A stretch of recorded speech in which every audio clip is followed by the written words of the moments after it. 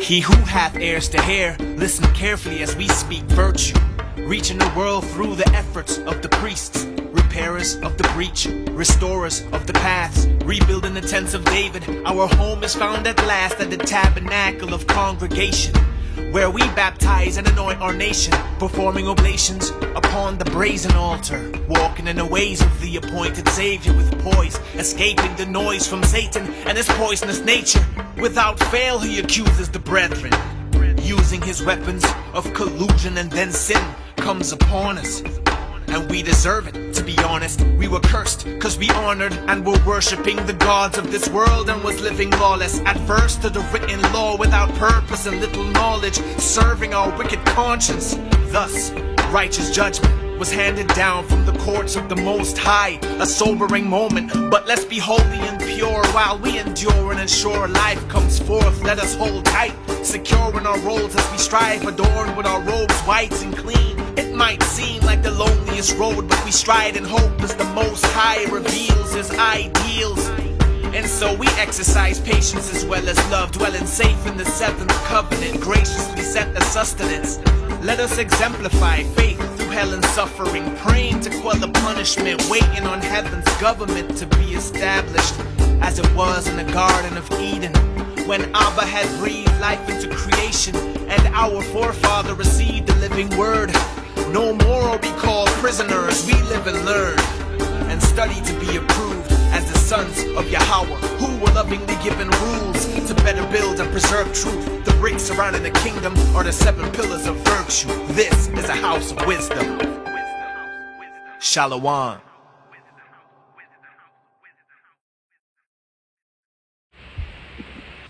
Hello guys, Victor Nunez back again, and just wanted to update a lot of things. And so right now I want to talk about the Hebrew New Testament, as there has been a lot going on with this subject, and it's been pretty up to date right now. There's just so much I can say, and I would like to get started. So first and foremost, as I have described before and provided the details for the Hebrew New Testament, Dr. Miles Jones finally came out with the Hebrew book of Revelation. And not only that, but he is revising it currently at the moment. And I do want to go into this book. I do have pictures that I want to share, as that's usually what people don't do. And so I will be getting into that. But also, if you buy this book from him at thewritingofgod.com, you can request by phone call. You can get this book of Revelation as well, and this is called Kessefer Kesodot, right? This is the book of Revelation, but it's called the book of mysteries, or the book of secrets, right? And so this is a free copy you can get if you purchase from Dr. Miles Jones, the book of Revelation, or possibly some other book, right? But the point is as long as you get some kind of merchandise, they will provide for you this free book, right? And you can get up to 2 copies, right? So that's nice. This book right here is produced not by Miles Jones, but by one of his teams, and the lady's name is on the back as well. Her name is Janice Baca, right? She was one of the leaders for the New Testament translation teams that worked on the book of Revelation, and I have had the honor of talking with her by email. And actually, just let me show you real quick. So here in the book, because this is pretty important, along with the book, they had what they call the Hebrew the Revelation of the Month Club, right, prior to the book's release. And so what they would do is break down verse by verse, verse by verse and word for word, right? So this is a perfect example of how they did it. So they give you the picture of the New Testament document, and this is all in cursive Hebrew. There's an intro to this one as well that's different than the intro from Miles Jones' book. So they give you the King James, but then they give you the English and the Hebrew. So they were having the Hebrew Revelation of the Month Club, and in that they were doing a word-for-word breakdown of each chapter. Now that the book is done, and now that you can get this copy for free, they're done with the entire thing, right? So all 22 chapters are now done word for word. And so Janice Baca released on Barnes & Noble this book for purchase in hardcover and softcover for word breakdown, which is what the Hebrew Revelation of the Month Club was offering. And so it's technically everything that you're going to get in this book, verse by verse and word for word. So if you like to study Hebrew, if you don't know any Hebrew, well, at least this book will help you as it breaks down every single word from every single verse, right? For those of you that don't know, if you don't know, Hebrew, when it adds the words and, from, he said to me, right? They have words of, they conjugate the verbs and they add to them. And so you probably won't know that, but it breaks in the breakdown of each square. It will show you, and I'll even show you right here. I'll give you an example. Verse 1, chapter 1, ha sodot, right? So the word sodot is the secrets or mysteries, but there's a hey in front of it, so it means the secrets and mysteries, right? So it'll do that for you for every word. Same thing if there was a vav in front of it. It means and or but, usually and. When they add a yod at the end of a word, usually it means me, right? So like libi would be my heart, right? It's a conjugation with heart and my, making it my heart, stuff like that. So just so you know, as you're reading word for word and you're seeing it like that. And so they give you the English how to pronounce it, but they also give you what it is. And so this manuscript of the book of Revelation is a 1st century copy, right? And so I don't want to spoil it for you, but you have to read the intro to Janice's book. You have to read the intro.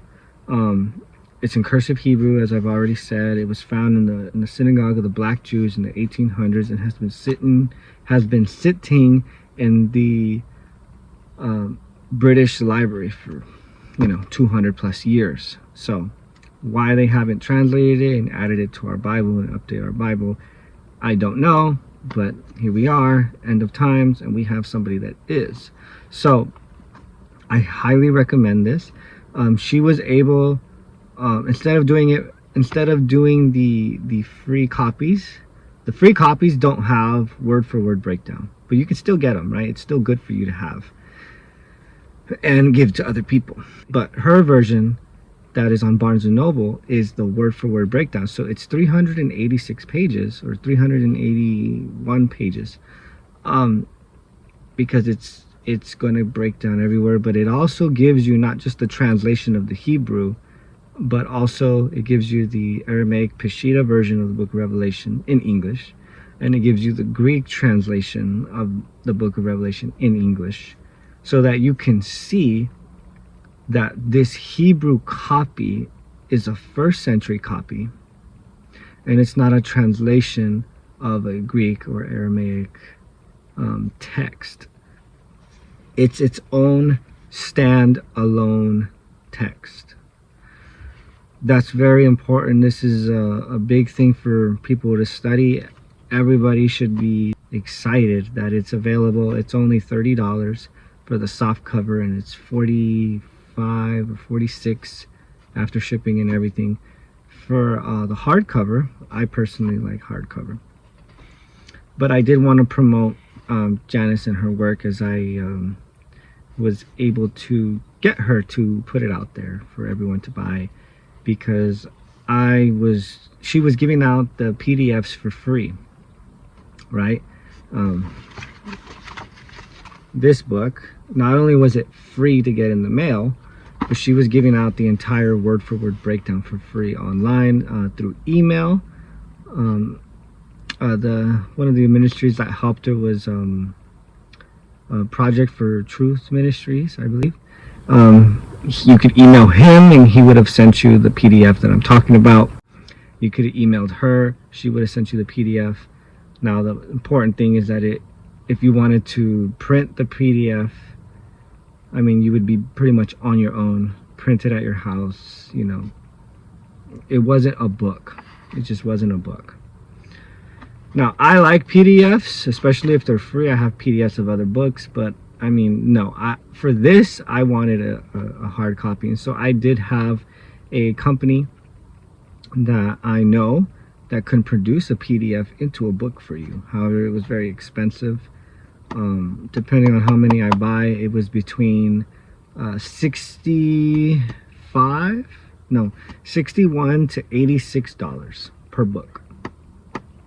Right, so I could have got this book in a word-for-word breakdown that's 380 pages, but it would have been $61 to $86 per book. So her book is out in the market for $30, you know, or $45 for hardcover. Way better. And so I'm glad that she did it. I'm glad that I kind of helped her to put it out there in the market, because she was just giving it away for free PDFs. But when you're a student of the Word, we need physical copies, because the internet can go down and, you know, your battery could be running low, and it's really when you're studying, it's really painstaking having to go through your phone and flip through pages, and you know, you're on page 200 and something, and then you're finished, and the next 2 days later when you're studying again, you're like, what page did I leave off on? Right? I personally just don't like that, and my phone would glitch out on me and everything because I have so much stuff on it. So for me, I'm just super happy that it's in a book.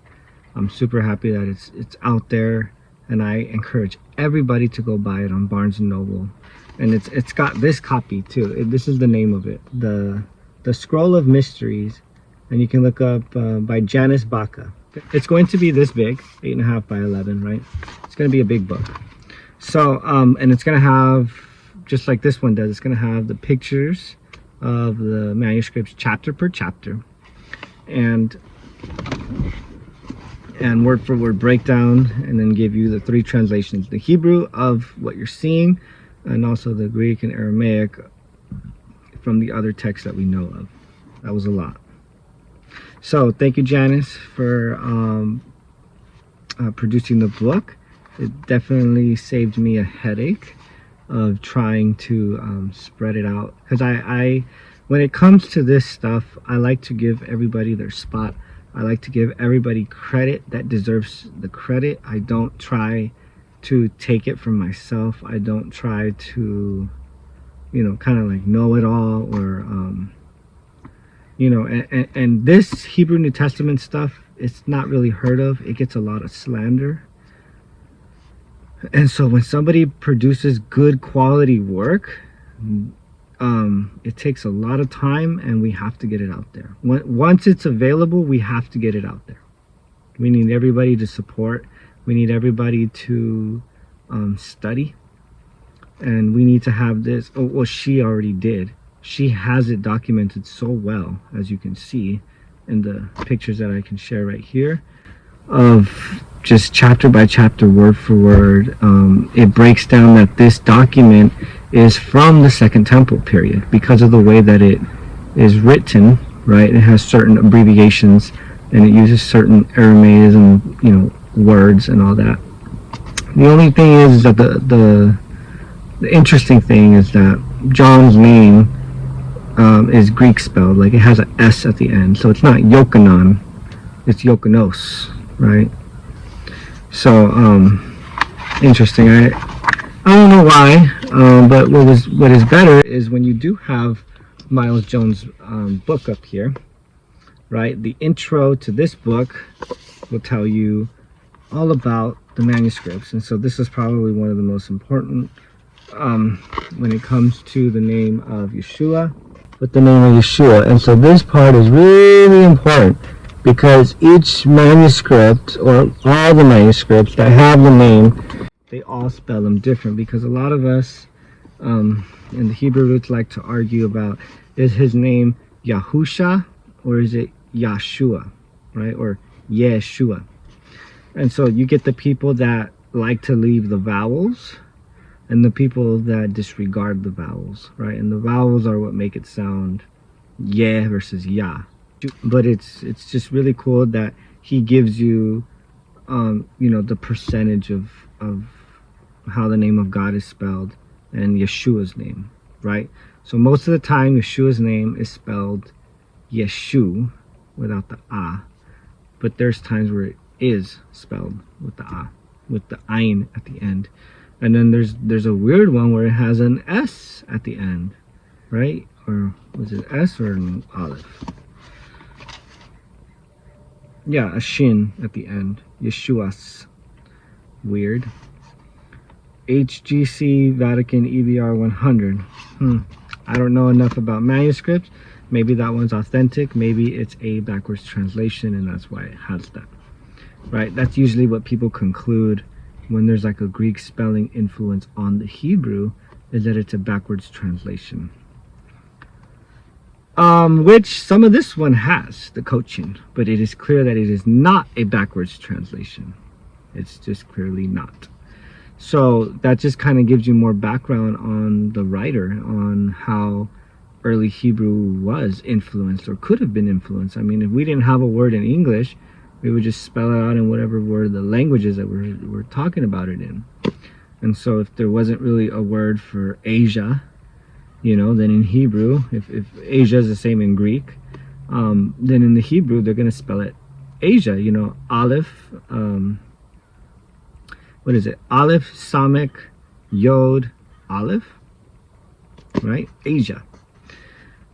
So that's kind of what happens here in this book, as it talks about the 7 elders, or what we call the 7 churches, but it's the elders of those places. So yeah, I just wanted to do a breakdown on that for a moment, because there has just been so much behind both of these books.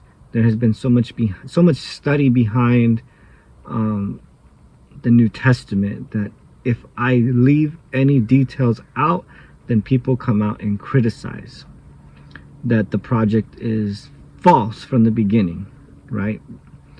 So this is why her book is really important. Her book is really important because it gives you the word for word breakdown, because it explains every word, Aramaic words, Greek influenced words, or ancient Hebrew, like a Talmudic or Midrashic Hebrew writing, right?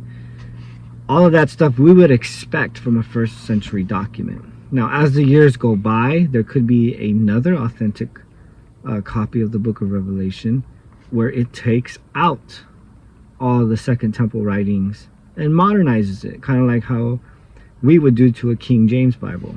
We would take out the these and thous and willist, right?